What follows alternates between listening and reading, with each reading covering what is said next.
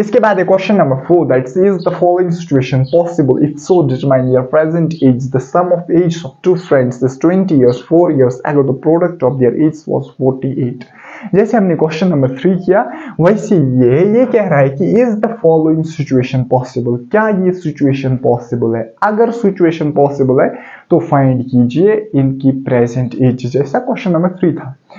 कह रहा है कि the sum of ages of two friends is 20 years, दो फ्रेंड्स की एजेस का जो सम है that is 20 years। May be एक 12 है दूसरा 8 है, एक 12 है दूसरा फॉर एग्जांपल, या एक 13 है दूसरा 7 है। फिर कह रहा है 4 years है, 4 साल पहले the product of there edges was 48, जो इनकी एजेस का प्रोडक्ट था 48। क्या ये सिचुएशन पॉसिबल है? मतलब क्वाड्रेटिक इक्वेशन देखो कितना ब्यूटीफुल टॉपिक है। क्वाड्रेटिक इक्वेशन से ये प्रॉब्लम आप अभी सॉल्व कर सकते हो। मतलब आपको कह रहा है क्या ये पॉसिबल है कि दो फ्रेंड्स की एजेस का जो सम है, प्रेजेंट एजेस का जो सम है वो है 20 years।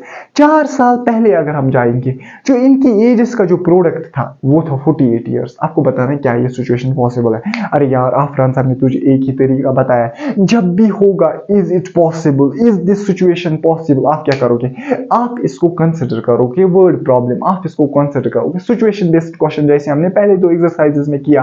आप क्या करोगे, आप इसको सॉल्व करोगे। सॉल्व करने के बाद हमारे पास एक समय पे क्वाड्रेटिक इक्वेशन बनती है, वहां पे क्वाड्रेटिक इक्वेशन का तू डिस्क्रिमिनेंट फाइंड करेगा। अगर डिस्क्रिमिनेंट रियल नंबर निकला दैट मींस सिचुएशन पॉसिबल है। और फिर जो निकालना होगा जैसे क्वेश्चन नंबर 3 में लेंथ और ब्रेड्थ निकालनी थी, यहाँ पे उनके प्रेजेंट एज निकालने थे। प्रेजेंट एज आपने ऑलरेडी लेट की होगी x, और क्वाड्रेटिक इक्वेशन में भी x होगा, और उस x को कैसे निकालोगे, by solving the quadratic equation. अगर ये पॉसिबल नहीं होगा फॉर एग्जांपल तो इसी यहाँ पर अगर कॉम्प्लेक्स नंबर निकला इसका for example what we call age, अगर कॉम्प्लेक्स नंबर निकला discriminant that will be equal, that means आप कंक्लूड करोगे कि दिस सिचुएशन पॉसिबल नहीं है। क्यों मैंने क्वेश्चन नंबर 3 में मैंने आपको एक्सप्लेन किया था कि क्यों पॉसिबल उस वक्त नहीं होगी ये सिचुएशन, क्योंकि जब डिस्क्रिमिनेंट नेगेटिव आया, मुझे पता क्वाड्रेटिक इक्वेशन का रूट क्या होगा, कॉम्प्लेक्स नंबर। अगर कॉम्प्लेक्स नंबर होगा क्वाड्रेटिक इक्वेशन का रूट, मुझे पता जो x क्वाड्रेटिक इक्वेशन इन्वॉल्व वो क्या निकलेगा, कॉम्प्लेक्स नंबर। x यहां से तूने प्रेजेंट एज निकली है, प्रेजेंट एज किसी की हो सकती है √-1 years ना, दैट मींस ये सिचुएशन इसलिए पॉसिबल नहीं होती है।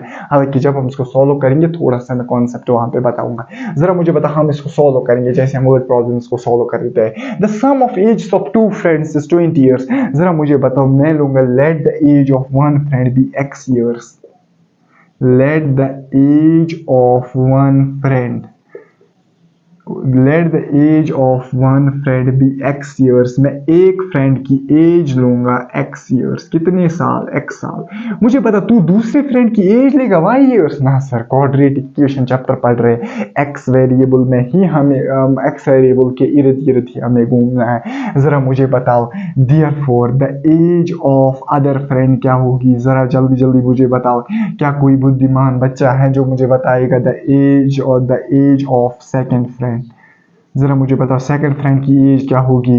अगर मैं सेकंड फ्रेंड की एज लिखूंगा 20 - x years, मुझे बताओ किसी को मत प्रॉब्लम होगी, क्योंकि दोनों की एज का सम 20 years, एक x दूसरे के 20 - x। अगर मैं दोनों को प्लस करूंगा ये आएगा 20, क्योंकि x कैंसिल हो जाएगा। ये मैंने 1000 बार बोला है। 4 years ago the product of their age, मैं लिखूंगा अकॉर्डिंग टू क्वेश्चन भाई साहब बहुत जबरदस्त चीज बोल रहा है।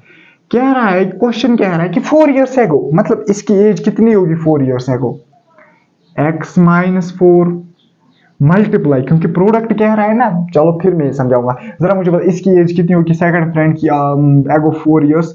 20 - x इसकी प्रेजेंट एज है, इसको लिखूंगा present age. Let the present age अच्छा रहेगा यहाँ पे, let the present age and the present age of what we call age, ये हुई फिर 4 years ago।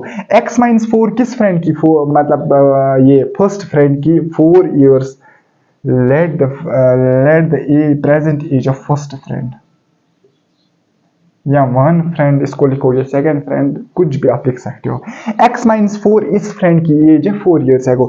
20 - x - 4 इस मतलब फ्रेंड की एज है 4 years ago। कह रहा है कि 4 years ago जो इनकी एज थी उनका जो प्रोडक्ट था दैट वाज 48। अरे तुझे समझ नहीं आया, मैंने किया ना खत्म बात। जरा मुझे बता, यहाँ से मुझे क्वाड्रेटिक की इक्वेशन बनेगी x minus 4 into what we call age, यहाँ पे बनेगा 20 minus 4 that will be equal to 16 minus x is equal to 48 which implies to x into 16 that will be equal to 16x, x into x that will be equal to minus x square, minus 4 into 16 that will be equal to minus 64, minus into minus plus 4 into x that will be equal to plus 4x is equal to 48 which implies to 16x 4x that will be 20x, ये आएगा 20x minus x square, ये है -64। जब यह 48 यहाँ से transfer आएगा, ये आएगा -48, -64 और -48 that will be equal to 64 और that will be equal to -112 is equal to 0 which implies to, जरा मुझे बता, इसको मैं लिख सकता हूँ ना एक्स स्क्वायर, अगर मैं मल्टीप्लाई करूंगा बहुत साइड्स माइनस, हालांकि मैंने 1000 बार बोला इसको भी माइनस इसको भी माइनस, ये बन जाएगा ना प्लस एक्स स्क्वायर, क्योंकि ये था minus x square, minus into minus क्या प्लस, ये था प्लस 20x, ये बन जाएगा -20x, ये था -112, ये बन जाएगा +112। हालांकि -0 को भी मल्टीप्लाई होगा, लेकिन 0 को माइनस मल्टीप्लाई करने से कोई फर्क नहीं पड़ेगा। जरा मुझे बता, यहाँ तक हम पहुंच गए, क्वाड्रेटिक इक्वेशन पहुंचने पे आफ्टर आंसर ने तुझे बोला था स्टॉप करने के लिए। अब क्या फाइंड करेगा ना, अब कंपेयर करेगा इसको किसके साथ, कंपेयरिंग, अब इसको कंपेयर करेगा किसके साथ, कंपेयरिंग इट, मतलब जो हमने क्वाड्रेटिक इक्वेशन निकाली किसके साथ, विद स्टैंडर्ड क्वाड्रेटिक इक्वेशन, जो हमारे पास स्टैंडर्ड क्वाड्रेटिक इक्वेशन है, comparing it with standard quadratic equation. जरा मुझे बताओ, मैं क्यों इसको स्टैंडर्ड क्वाड्रेटिक इक्वेशन के साथ कंपेयर कर रहा हूं, क्योंकि जो discriminant b square minus 4ac है ना, that is the discriminant for the standard quadratic equation, क्योंकि b, a और c हम डिफाइन करते हैं स्टैंडर्ड क्वाड्रेटिक इक्वेशन में।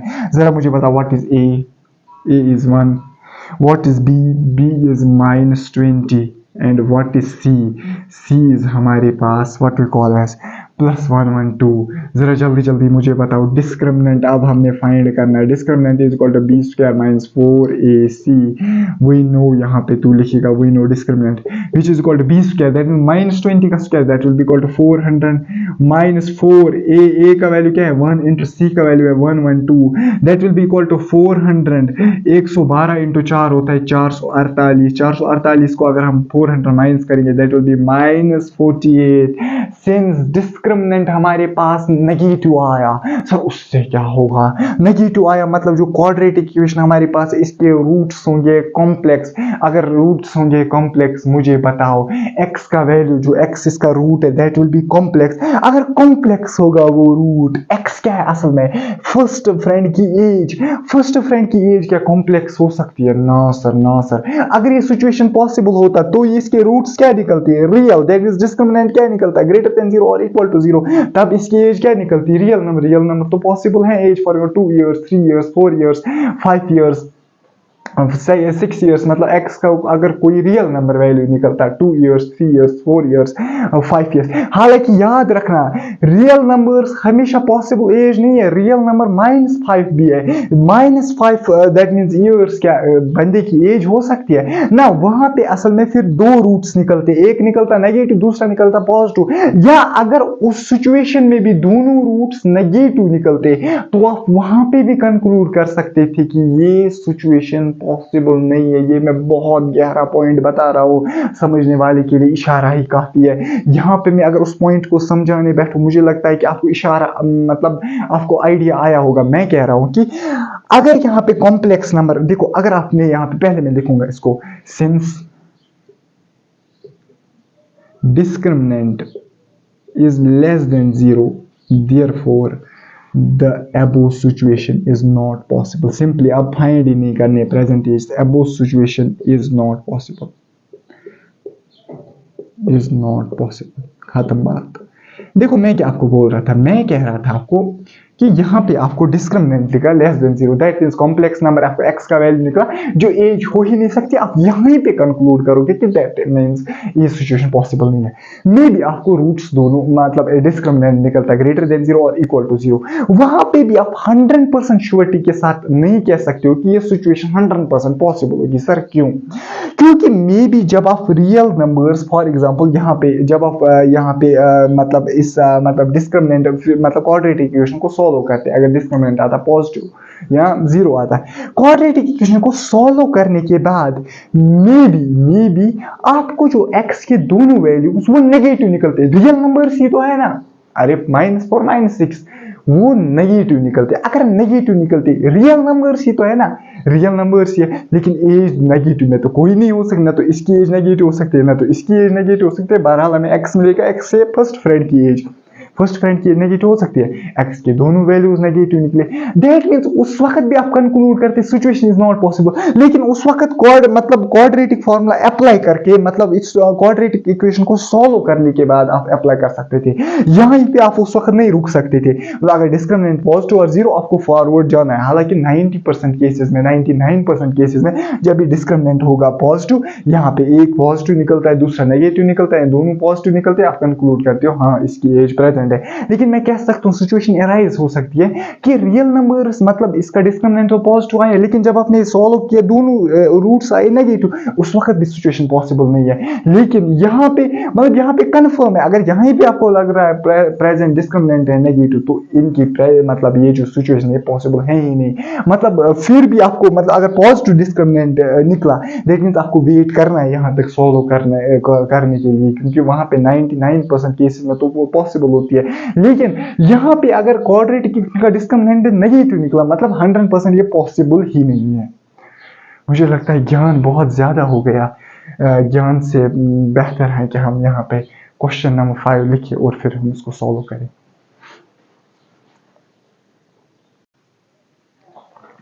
इसके बाद है हमारे पास question number 5, that's is it possible to design a rectangular park of perimeter 80 meters and area 400 meters square? If so, find its length and breadth. Question हमें बोल रहा है क्या ये पॉसिबल है एक रेक्टेंगुलर पार्क को डिजाइन करना जिसका एरिया होगा 400 मीटर स्क्वायर एंड पेरीमीटर होगा 80 मीटर्स।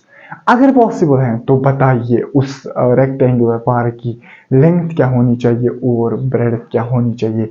सर आफरान सर ने एक ही रूल बताया है। क्या बताया मैंने कहा कि इज इट पॉसिबल वाला case, is this situation possible वाला केस। हम क्या इसको ट्रीट करेंगे, इज इट पॉसिबल वर्ड को हटा के हम इसको एक वर्ड प्रॉब्लम कंसिडर करेंगे, situation statement based problem consider करेंगे। फिर जैसे हम सिचुएशंस को सॉल्व करते हैं वैसे करते आते कहाँ तक, जहां तक क्वाड्रेटिक इक्वेशन बन जाएगी। फिर क्वाड्रेटिक इक्वेशन का डिस्क्रिमिनेंट चेक करेंगे, अगर डिस्क्रिमिनेंट ग्रेटर देन 0 और इक्वल टू 0 ये सिचुएशन पॉसिबल है। और लेंथ और ब्रेड्थ कैसे फाइंड करेंगे इसकी, उस क्वाड्रेटिक इक्वेशन को सॉल्व करके, क्योंकि उस क्वाड्रेटिक इक्वेशन में x होगा और x को सॉल्व करके x को हमने लेट किया होगा ब्रेड्थ में लेंथ, तो हमें निकलेगी लेंथ भी। ऑब्वियसली अगर हमने लेट किया होगा लेंथ, हमें निकलेगी लेंथ और इनडायरेक्टली हमें फिर ब्रेड्थ भी निकलेगी। अगर डिस्क्रिमिनेंट आया अब लेस देन 0, दैट मींस ये सिचुएशन पॉसिबल ही नहीं है। क्यों नहीं है पॉसिबल, क्योंकि हमें निकलेगा उस क्वाड्रेटिक इक्वेशन के रूट्स हमें जो निकलेंगे वो होंगे कॉम्प्लेक्स नंबर्स। कॉम्प्लेक्स नंबर यहाँ से मतलब अगर रूट्स निकलेंगे कॉम्प्लेक्स नंबर्स रूट्स निकलने का मतलब क्या हुआ, रूट्स कॉम्प्लेक्स नंबर्स निकलना उसका मतलब क्या होता है, उसका मतलब होता है x का वैल्यू मुझे कॉम्प्लेक्स नंबर निकलेगा जो क्वाड्रेटिक इक्वेशन में x होगा।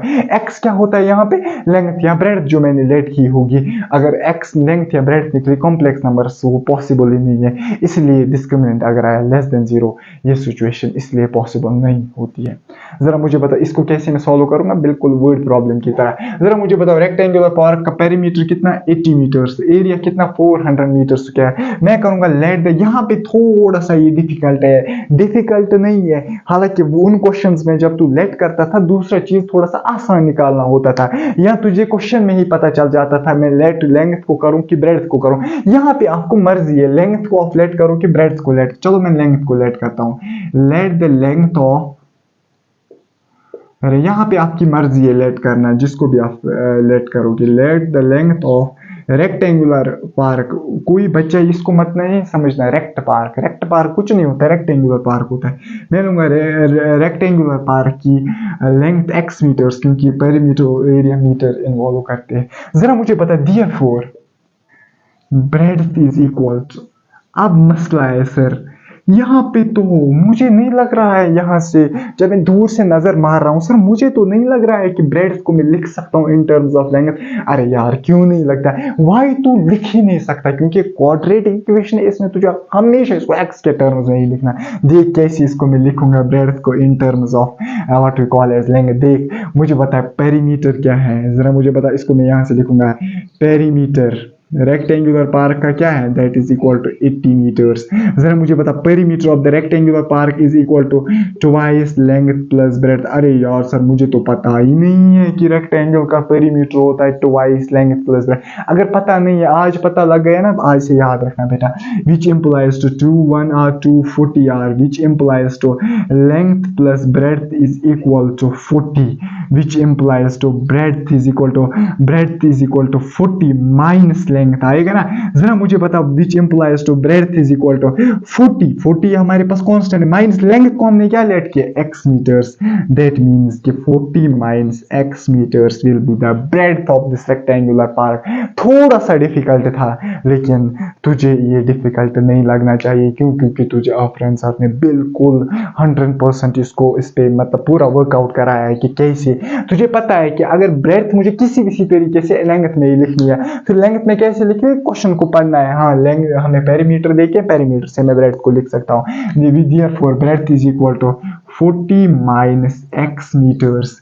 इसको तू यहाँ पे लिखेगा, अगर इसको इक्वेशन लिखेगा 1, यहाँ पे लिखेगा यूजिंग 1, ताकि न तुझे कंफ्यूजन हो न एग्जामिनर को लगे इसने याद रखा था। बेटा इन पॉइंट्स पे एग्जामिनर बहुत ज्यादा खुश हो जाता है। अगर मैं भी कभी कभार पेपर निकालूंगा, फिर मुझे ये पॉइंट्स बच्चे लिखेंगे पेपर में, मैं उसको एडिशनल मार्क्स दूंगा, क्योंकि ये पॉइंट्स वही बच्चा लिखेगा जिसको प्रॉपर कंसेप्चुअली अंडरस्टैंडिंग हो। वरना कोई बच्चे याद कर लेता है क्वेश्चन को, उसको क्या पता है ब्रेड्थ यहाँ पे निकली थी, फिर मैंने इसको यहाँ पे पुट किया, वो तो ऐसे इसको याद कर लेगा, यहाँ से इसको याद कर लेगा, यहाँ से इसको याद कर लेगा। जरा मुझे बता ब्रेड्थ अगर ये है अकॉर्डिंग टू क्वेश्चन, मुझे जल्दी बता, अकॉर्डिंग टू क्वेश्चन जल्दी एरिया क्या देखे हैं, area is given, area is equal to according to question area is equal to 400 metre square. लेकिन तुझे पता है रेक्टेंगुलर पार्क का एरिया क्या होता है, लेंथ इनटू ब्रेड्थ। अभी मैंने बोला, अभी नहीं, क्वेश्चन नंबर किसी में मैंने बोला था, शायद क्वेश्चन नंबर 3 में मैंने बोला था, अभी मैंने पेरीमीटर का बोला था। Twice length plus breadth is the perimeter of the rectangular park and area of the rectangular park is length into breadth, which implies to length क्या है रेक्टेंगुलर पार्क की, x इनटू ब्रेड्थ क्या है 40 minus x is equal to 400, which implies to that is 40x minus x square is minus 400 is equal to 0, which implies to x square को मैं यहाँ से लूँगा, that will be x square, ये आएगा minus 40x, क्योंकि मैं minus multiply कर रहा हूँ बोथ साइड्स, ये आएगा plus 400 is equal to 0। Quadratic equation after answer बन गई। अगर quadratic, this is the part of question, ये रफ वर्क नहीं है, this is the part of question, ये आपको जरूरी लिखना है आंसर में बेटा, ये रफ वर्क नहीं है। जैसे मैं कभी कभार रफ वर्क करता हूँ फिर मिटाता हूँ, इसको मैं मिटा नहीं सकता हूँ। जरा मुझे बताओ मैं क्या करूंगा, मैं अब इसका डिस्क्रिमिनेंट फाइंड आउट करूंगा। क्वाड्रेटिक इक्वेशन मैंने बनाई, अब मैं इसका डिस्क्रिमिनेंट फाइंड करूंगा, देखूंगा नेचर ऑफ रूट्स। जरा मुझे बताओ कंपेयरिंग इट, इसको मैं किसके साथ कंपेयर करूंगा, इसको मैं कंपेयर करूंगा किसके साथ, it with ax square plus bx plus c। इसको मैं standard form of quadratic equation के साथ कंपेयर करूंगा। a मेरे पास आया 1 के बराबर, कामा b मेरे पास आया -40 के बराबर, कामा c मेरे पास आया 400 के बराबर। अगर c आया 400 के बराबर, देयरफॉर मुझे बताओ यहाँ पे मैं इसको ले लूंगा। जरा मुझे बताओ डिस्क्रिमिनेंट किसके बराबर आएगा, डिस्क्रिमिनेंट होता है बराबर b स्क्वायर माइनस 4ac, इसको मैं लिखूंगा यहाँ पे, we know discriminant is equal to b square क्या आएगा -40 का square, that will be equal to 1600 minus 4ac, a क्या आया, a आया 1 into c क्या आया हमारे पास 400, that means discriminant comes out to be 0। मैं चाहता था, मेरी अपनी चाहत थी कि इसका डिस्क्रिमिनेंट नेगेटिव निकले, मैं यहाँ पे लिखूं कि डिस्क्रिमिनेंट नेगेटिव है, देयरफॉर ये सिचुएशन पॉसिबल नहीं होगी। लेकिन क्या करें, इसका डिस्क्रिमिनेंट निकला 0, दैट मीन्स रियल नंबर, मतलब इसके जो रूट्स होंगे वो होंगे रियल नंबर्स, दैट मीन्स ये सिचुएशन पॉसिबल है। अरे यार अब हमने इसकी लेंथ भी निकालनी है, ब्रेड्थ भी निकालनी है, यहाँ से स्पेस नहीं है। चलो मैं इसको रब करता हूँ यहाँ पे, फिर मैं इसको यहाँ पे लिखूंगा। जरा यहाँ पे क्या लिखूंगा मैं, सिंस मैं लिखूंगा सिंस जो डिस्क्रिमिनेंट है, सिंस डिस्क्रिमिनेंट जो है is equal to zero, discriminant है बराबर zero, therefore the situation is possible, the above situation जो अबोव सिचुएशन है, above situation is possible, therefore the above situation is possible। अगर कोई बच्चा एक एडिशनल पॉइंट भी यहाँ पे लिखना चाहेगा जो अच्छा रहेगा, लेकिन जरूरी नहीं है। since discriminant is equal to zero, therefore the roots of the given quadratic equation will be real numbers, therefore the situation will be possible। अगर कोई बच्चा लिखना चाहेगा, क्या लिखेगा? since discriminant is equal to zero, therefore the roots of the quadratic equation will be real numbers, hence what we call as, hence फिर क्या लिखेगा? the above situation is possible। यहाँ तक आप इसको कॉपी करोगे, फिर मैं यहाँ पे रब करूंगा और फिर हम यहाँ पे इसको सॉल्व करेंगे। मैं यहाँ पे इसको रब करता हूँ। Therefore ये जो what we call as, ये जो सिचुएशन है ये पॉसिबल है। अब हमने क्या निकालना है? लेंथ और ब्रेड्थ। लेंथ और ब्रेड्थ कैसे निकलेगा? इस सॉरी क्वाड्रेटिक इक्वेशन को मैंने ही रब किया। क्वाड्रेटिक इक्वेशन क्या थी? एक्स स्क्वायर माइनस 40x, फिर क्या था? हाँ, प्लस 400 इज इक्वल टू 0। अरे देखा आपने आंसर की मेमोरी कितनी तेज है। क्वाड्रेटिक इक्वेशन को मैंने उड़ाया था, लेकिन फिर मुझे याद थी क्वाड्रेटिक, हालांकि मैंने यहाँ से देखी। कोई तुम हैरान नहीं होना कि इसने कहाँ से लाई, मैंने देखा ए बी सी का वैल्यू। चलो छोड़ो, जरा मुझे बताओ हम कैसे निकालना है विच इम्प्लाइज टू। मुझे निकालना है लेंथ और ब्रेड्थ ऑफ, क्योंकि ये कह रहा है ना इफ सो, अगर ये पॉसिबल है find its length and breadth, तो फाइंड कीजिए इसकी लेंथ और ब्रेड्थ। लेंथ और ब्रेड्थ कैसे मैं निकालूंगा? मुझे इस क्वाड्रेटिक इक्वेशन को सॉल्व करना, क्योंकि इसी में है ना एक्स का वैल्यू ही क्या है? What we call age length. जरा मुझे बताओ, x is equal minus B, minus B means minus into what we call age b का वैल्यू क्या है? b का वैल्यू मैंने लिखा था कहीं, b का वैल्यू है minus 40, that means minus into minus 40 that is plus 40। इसको मैं शॉर्ट करूंगा, plus minus under root of b square that is equal to 0 divided by 2 into a का वैल्यू क्या है? 1, that is 2 into 1 is 2, which implies to. यहाँ पे इसको क्या करेंगे? जब इक्वल रूट्स होते हैं प्लस माइनस मैटर ही नहीं करता है, दैट मीन्स अंडर रूट 0 मतलब 0 ही होता है, दैट मीन्स एक रूट होगा 40 plus 0 that will be equal to, यहाँ आप सीधा लिख सकते हैं 40/2 दोनों रूट्स होंगे। या आप मतलब अच्छे से लिखेंगे, अगर जो छोटे बच्चे लिखते हैं ना अच्छे से, वैसे लिखेंगे 40 plus 0 divide by 2 come 40 minus 0 divided by 2, which implies to which is equal to, which implies to x is equal to 40 plus 2 that means 2 1 r, ये 0 प्लस करो तो फर्क नहीं पड़ेगा, 20 r that means 20 कमा 20, जो इसके दो इक्वल रूट्स हैं। देख तुझे बार बार ये एक्सप्लेन हो रहा है, डिस्क्रिमिनेंट 0 रूट्स तो बराबर आएंगे, that means x is equal 20 कमा 20 दो इक्वल रूट्स। therefore x क्या हमने ली थी? therefore length of rectangular park, therefore length of rectangular park हमने ली थी ना x शायद, length of rectangular park will be equal to for 20 meters, वो थी x के बराबर, that's equal to 20 meters। also breadth किसके बराबर थी? breadth थी 40 minus x, मैंने शायद वहाँ पे मुझे याद है वही था 40 minus x, that will be equal to 40 minus x, that will be equal to 40 minus 20, that means 20 meters। इस रेक्टेंगुलर पार्क की एक खूबसूरती है, इसकी लेंथ भी होगी 20 मीटर्स, इसकी ब्रेड्थ भी होगी 20 मीटर्स। बहुत सारे बच्चे कहेंगे सर ये तो स्क्वायर पार्क निकली। अरे यार पहले कह रहा था कि कंसिडर कीजिए कि ये रेक्टेंगुलर पार्क, लेकिन जब हमने बाद में फाइंड किया it comes to be equal to square park. एक ऐसा रेक्टेंगल जिसकी लेंथ होगी बराबर ब्रेड्थ की, वो होता है स्क्वायर। स्क्वायर इज नथिंग, एक ऐसा रेक्टेंगल जिसकी लेंथ होगी बराबर ब्रेड्थ की, दैट मींस असल में ये कह रहा था पहले कि रेक्टेंगुलर पार्क, लेकिन जब हमने बाद में निकाला it comes to be equal to square park, because square is a type of rectangle, square is that rectangle in which length is equal to breadth. जरा मुझे बताओ आप सिचुएशन सेटिस्फाई करा कैसे ये पॉसिबल था?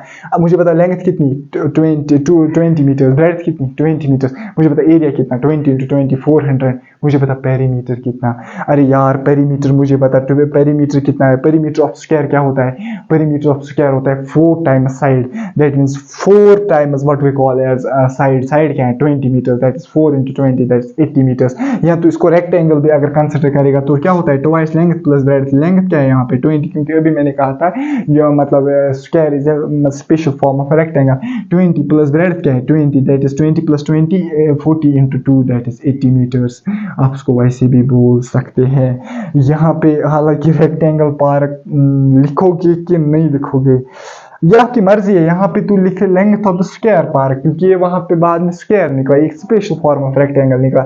यहाँ अगर ऐसे ही लिखेगा length of the rectangle park, तो इसी के साथ ये हमारा क्वेश्चन नंबर 5 था, इसी के साथ हमारा क्वेश्चन नंबर 5 एंड हो जाता है। इसी के साथ हमारा जो ये चैप्टर क्वाड्रेटिक इक्वेशन है इसको हम अलविदा कहते हैं। अब कुछ समरी में पॉइंट्स हैं, मैं उनको जल्दी जल्दी बताऊंगा। हालांकि मुझे बताने की बिल्कुल भी जरूरत नहीं है कि मैंने एक एक पॉइंट बेटा समरी का एक्सप्लेन किया है, फिर भी मैं आपके लिए उसको बताऊंगा। पहला पॉइंट उसने समरी में लिखा है, a quadratic equation in variable x, जो क्वाड्रेटिक इक्वेशन होगी वेरिएबल एक्स में, वो होती है of the form of a x square plus b x plus c is equal to 0। 1000 बार मैंने आपको बोला, इसी को हम बोलते हैं standard form of the quadratic equation. और इंपॉर्टेंट पॉइंट जो इसने समरी में लिखा है, इसने कहा है कि क्वाड्रेटिक इक्वेशन में जो इज इक्वल टू 0 से पहले होता है दैट्स अ क्वाड्रेटिक पॉलिनोमियल। मैंने आपको बोला था कि कोई क्वाड्रेटिक इक्वेशन हमारे पास है, a x square plus b x plus c is equal to 0 form में, प्लस 0 के मतलब जो आगे होता है दैट्स ए क्वाड्रेटिक पॉलिनोमियल। बोला था मैंने आपको,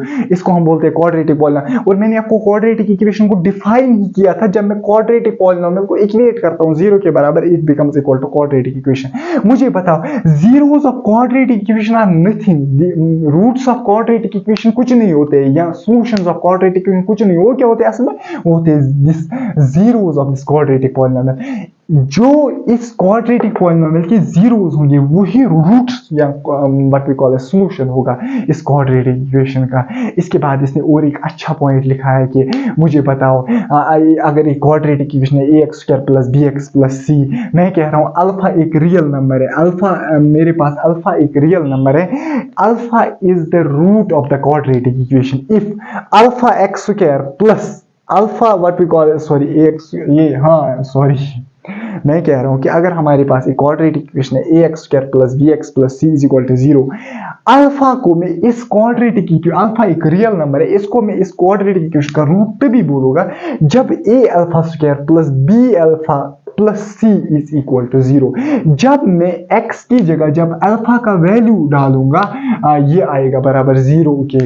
हालांकि root of the quadratic equation वही होता है ना, मतलब x का वो वैल्यू जिसको डालने पे इस क्वाड्रेटिक इक्वेशन का मतलब लेफ्ट हैंड साइड का वैल्यू आएगा 0 के बराबर, मतलब लेफ्ट हैंड साइड का वैल्यू आएगा राइट हैंड साइड के बराबर। मुझे बताओ what is the root of the quadratic equation? इस x का वो वैल्यू जिसके डालने पे इस लेफ्ट हैंड साइड का वैल्यू आएगा राइट हैंड साइड के बराबर। वही होता है ना, अल्फा एक रियल नंबर रूट तभी इस क्वाड्रेटिक इक्वेशन का जब मैं अल्फा का वैल्यू x की जगह डालूंगा और ये जो साइड है ये बन जाएगा 0 के बाद। हालांकि मैंने एक डिटेल में आपको समझाया था वहां पे। और उसके बाद ये बोलेगा ए quadratic equation of the form of x square plus bx plus c if b square minus 4ac which you call as discriminant is greater than 0 real roots is equal to 0 real roots less than 0 real roots। पहले case में distinct, दूसरे case में equal, sorry no real roots, तीसरे case में no real roots. पहले case में real roots but distinct, दूसरे case में रियल रूट्स बट इक्वल, तीसरे केस में नो रियल रूट्स। यही कुछ पॉइंट्स थे, इंपॉर्टेंट पॉइंट्स जिसने समरी में बोले थे क्वाड्रेटिक इक्वेशन में। इसी के साथ आपकी समरी भी हो जाती है, क्योंकि समरी में अक्सर वो 1 मार्क्स का क्वेश्चन पहुंचता है, या कभी कभार आपको टेस्ट होता है कॉम्पिटिटिव एग्जाम में, या कभी कभार आपको मतलब कभी कहीं जगह या मतलब क्लास 10th के सिलेबस में कॉम्पिटिटिव टेस्ट होता है, वहाँ पे वो समरी में कुछ इंपॉर्टेंट पॉइंट्स निकालता है जो मुझे लगा मुनासिब यहाँ पे आपको फिर से रिपीट करना। हालांकि मैंने आपको ये ऑलरेडी बोले थे। इसी के साथ हमारा जो क्वाड्रेटिक इक्वेशन है ये कंप्लीट खत्म होता है, मतलब एक एक पॉइंट में दावा कर सकता हूँ यहाँ पे मैंने इसमें क्लियर किया है। Thank you very much, till then take care, फी अमान अल्लाह।